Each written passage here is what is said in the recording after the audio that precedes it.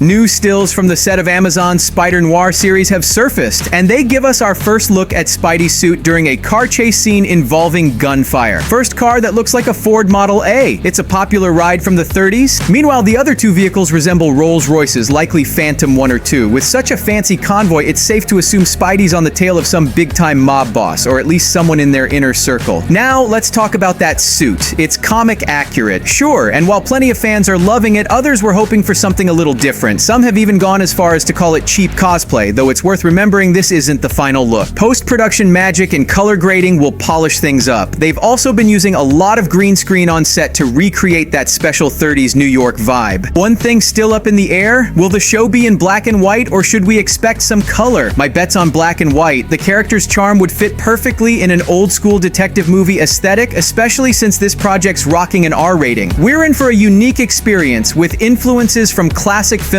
possibly even The Godfather. And if you're expecting an action-heavy plot, think again. This series is playing a whole different game. Nicolas Cage is looking absolutely fantastic in the lead role, but his character's getting a bit of a retcon. The original Spider Noir was Peter Parker, but here he'll go by Ben Reilly. Now, for those familiar with the comics, Ben Reilly is a completely different character and better known as the Scarlet Spider, but the exact reason why the screenwriters decided to go with the rename is still unclear. It's likely because the studios don't want to confuse new viewers who might not be as deep into the lore. One of the major villains in the show is going to be Silvermane. In the comics, he eventually turns into a cyborg, but that twist won't be making an appearance. Instead, they're sticking to his roots. Silvermane's portrayed as an Italian mob who rose to power as the boss of a major crime syndicate known as the Magia. Think of it as Marvel's version of the real-life Cosa Nostra, but they often hire supervillains and scientists to push their power and extend their reach. In Noirverse, all villains, including Silvermane, are reimagined to fit the gritty, bleak atmosphere of the Great Depression. Crime bosses wield real power and influence in New York. Silvermane's still the ruthless gangster we know, but his motivations and actions are even more brutal, fitting the genre's darker tone. His cynicism and violent tendencies are cranked up, giving the character a much more unforgiving edge. He could be the mastermind behind much of the city's criminal underworld, setting the stage for a direct showdown with Spider Noir, who's on a mission to clean up the streets. Harry Bradbeer is directing the first few episodes, and with his work on Killing Eve and Enola Holmes, it's clear the guy knows how to handle sharp storytelling. Overall, Spider Noir is shaping up to offer fans a new take on the iconic hero, throwing him into a far more ruthless world where justice isn't black and white, and sometimes it takes a heavier hand. The show promises to fully immerse viewers in the noir atmosphere with dangerous gangsters lurking around every corner. Potential storylines might dive into the rise of the Magia Syndicate and expose the daily struggles of ordinary citizens just trying to survive the Great Depression while dealing with a city overrun by crime. This isn't just a new look at Spider-Man, it's practically a different character, as Nicolas Cage himself put it. All we can do now is sit back and wait for the first season, set to drop in 2025. Subscribe.